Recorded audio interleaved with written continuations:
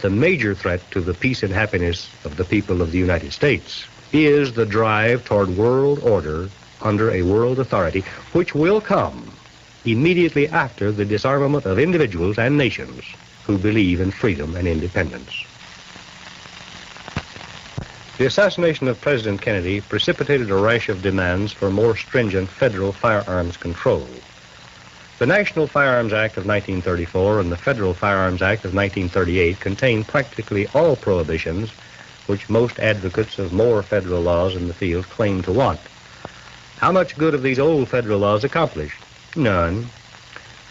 Such legislation does nothing more than curtail the ownership of firearms by law-abiding citizens. The criminal can never be denied the tools of his profession by legislation directed at the tool and not at him. Statistics from FBI uniform crime reports on the kinds of tools used in aggravated assaults reveal that guns are used in 12.7% of the cases. Objects suitable for cutting or stabbing in 44%, blunt objects 24%, personal weapons, hands, fists, feet, 12.3%. Poisons, acids, and other weapons are used in the remaining 7% of all reported cases of aggravated assault. If the advocates of gun control laws really think they can eliminate crimes of violence by outlawing weapons used in such crimes, what do they propose to do about human hands, feet, teeth, knees, and heads, not to mention kitchen utensils, razor blades, broken bottles, ice picks, and so on? Much of the current agitation for stringent anti-gun laws implies that the murder of President Kennedy was possible because Dallas, in particular, and Texas in general, have no effective gun control laws. It is a fact that Texans are not required to license or register their guns, though it is illegal for criminals to possess guns. New York, on the other hand, has very restrictive gun control laws. In 1963, 548 murders were committed in New York City, 113 in Dallas. There were more murders last year in New York City alone than in the entire state of Texas. Today we have more restrictive firearms regulations than ever before, and today there are more crimes of violence, more in actual number and more in proportion to the total population than ever before. This is not coincidental, it is inevitable. Criminal violence against law-abiding citizens will always increase as citizens are restricted in their right to defend themselves. A free man must have unrestricted right to own and use personal weapons in the defense of his family, his home, and his own person against any kind of marauder, whether the marauder be a soldier of an invading army, an agent of an internal political conspiracy, or a common criminal. It is probably no exaggeration to say that an American citizenry, well armed with personal firearms and possessing the knowledge to use them effectively and properly, would provide more defense against invasion by a foreign enemy or against internal attempt to seize power than all of the national defense which President Johnson plans to buy with $51,200,000,000 tax dollars in the next fiscal year. The early history of our nation tends to prove this assertion, and the example of Switzerland confirms it. Our forefathers believed that a citizen's right to keep and bear arms free from federal restriction was basic and inalienable.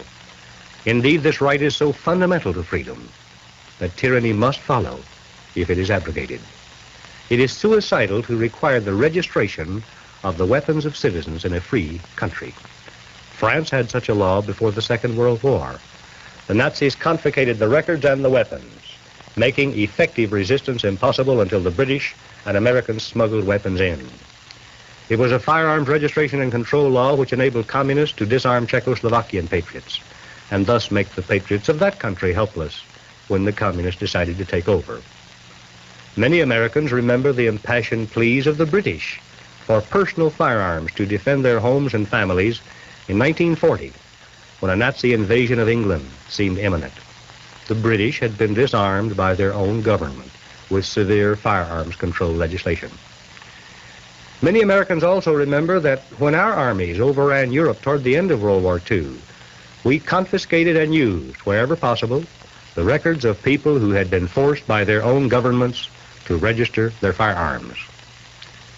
In 1939 and 1940, Finland, with a population of only 4 million, but with an unusually large number of trained riflemen, was able to resist and humiliate the mammoth armies of the USSR, whose population totaled about 170 million. Why was Sergeant Alvin York so effective in World War I? Because Alvin York had grown up in a free part of the world where a good rifle was a more important part of a man's personal equipment than shoes were. In May 1919, a group of Allied intelligence officers raided the headquarters of a revolutionary group in Dusseldorf, Germany. One document which they seized was entitled Rules for Bringing About a Revolution. One of the 3 basic rules caused the registration of all firearms on some pretext with a view to confiscating them and leaving the population helpless. In the light of such publicly known facts and the experience of many nations, any proposal for any kind of federal firearms control legislation must at least be stupidly conceived. Some current proposals appear to be worse than stupid. Shortly after the assassination of President Kennedy, Dr. Edward Condon, former head of the National Bureau of Standards, presently a professor at the University of Colorado, wrote to Attorney General Robert Kennedy demanding federal firearms legislation which would require police to register and keep all privately owned firearms, letting owners obtain their guns only for specified purposes and for short durations of time, and requiring the owners, while in possession of their guns, to wear easily visible identification. Dr. Condon also demanded that something be done about training in the U.S. Armed Forces because, he said, Lee Harvey Oswald was thoroughly skilled in the art of killing while in the Marine Corps. On February 11, 1964, the National Council of Churches reprinted a statement by Alfred Hassler, Executive Secretary of the Fellowship of Reconciliation, an extremist pacifist organization. Hassler alleged that in the United States there is a widespread acceptance of violence, including murder, as a valid instrument for achieving ends believed to be important. Hassler wants abolition of all means of violence, including our armed forces. Internationalists who demand national disarmament are among those demanding federal firearms laws to disarm the citizenry. But American patriots who love God and their country know that the major threat to the peace and happiness of the people of the United States is the drive toward world order under a world authority, which will come immediately after the disarmament of individuals and nations who believe in freedom and independence. A large number of gun control bills have been introduced in the present Congress. The one which the Department of Justice favors, and which is likely to be given the most serious consideration by Congress, is sponsored by Senator Thomas J. Dodd. Dodd introduced the bill on August 2nd, 1963, to impose federal controls on the interstate shipment of mail-order pistols. Following the assassination of President Kennedy, Dodd has twice amended his bill until it has become virtually a federal firearms registration bill for all kinds of guns moving in interstate commerce, giving the Secretary of the Treasury dictatorial powers over the sale and distribution of all kinds of guns. The Second Amendment to the Constitution of the United States says that the right of the people to keep and bear arms shall not be infringed. This is an absolute prohibition against any kind of federal firearms law, since any such law clearly infringes upon the specified right of the people. The two unconstitutional laws already on the federal statute books are a constant temptation for further illegal federal action in this field and have done positively no good at all.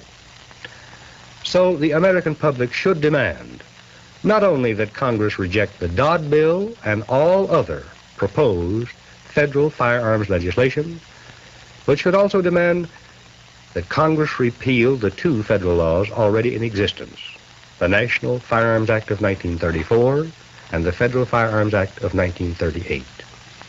Unless we wipe off the books the unconstitutional legislation that is already there and resist further efforts to put unconstitutional laws on the statute books, we cannot re-establish constitutional government in the United States. I am Dan Smoot. Goodbye. God bless you.